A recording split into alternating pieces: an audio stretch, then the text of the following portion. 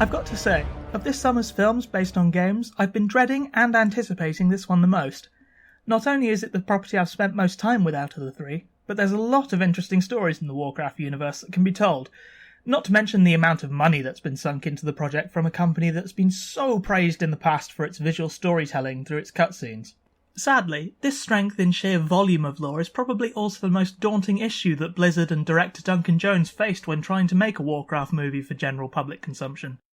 Not only is there just so much there to choose from, but each story is intrinsically tied to some other saga in the same universe, which is a problem if it means you have to pack in too many unfamiliar concepts and jargon. It's perhaps natural then that they chose to go with a retelling of the story of the first Warcraft game. Now, I'm no lore buff, but a fan doesn't exactly have to be noble to be able to see certain liberties taken with established lore for these retellings. This shouldn't have to be a deal breaker though. Simplifying or outright breaking with established canon can be a great way to introduce new audiences to a property without dealing with unnecessary baggage, if you can do it without alienating fans. In this way, I feel like they've been somewhat successful.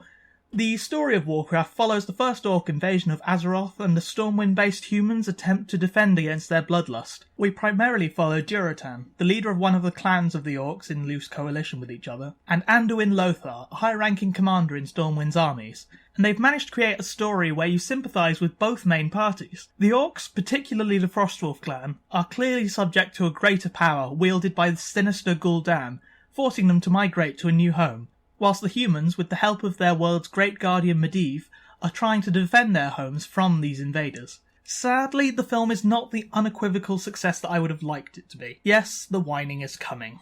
First off, with a relatively minor gripe. The beginning of the film bounces from place to place with gay abandon, not allowing the audience to really get a sense for the world we're inhabiting. We're introduced to Ironforge and the dwarves that live there in a scene that probably takes less than 3 minutes simply to show the audience that firearms exist in this particular fantasy universe, and we move haphazardly along from there. This does calm down later on, but never truly exits the film. A more important general issue is that there's some really poor general acting on show amongst the human side of the cast. It doesn't quite get to Dungeon Siege levels of woodenness, but King Lane, Medivh, and even Lothar himself all seem robotic at times.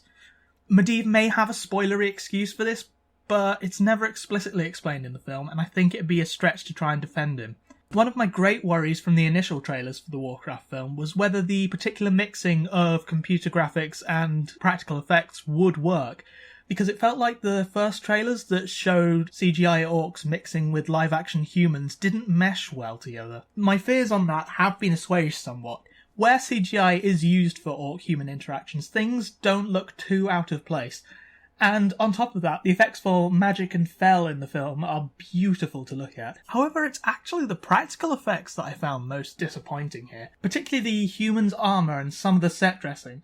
In trying to keep with the cartoony art style of the games, these look like they'd be more at home in Disneyland than they do in the film. And some of these supposedly stone building walls look less than load-bearing, if you know what I mean.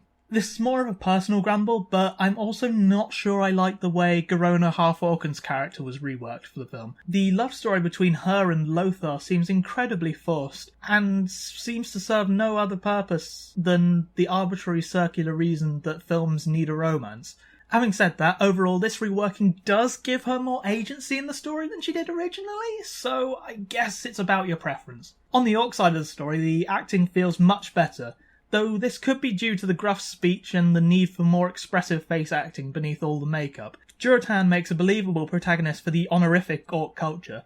The political struggle within the orcish ranks is also a pretty interesting story to follow, and Gul'dan himself is a great adversarial focal point for the film generally. The reason for Gul'dan's power, and the reason the orcs' homeworld is unfit for living in, as well as a number of other factors, are ultimately left unsaid during the film, which isn't exactly a surprise.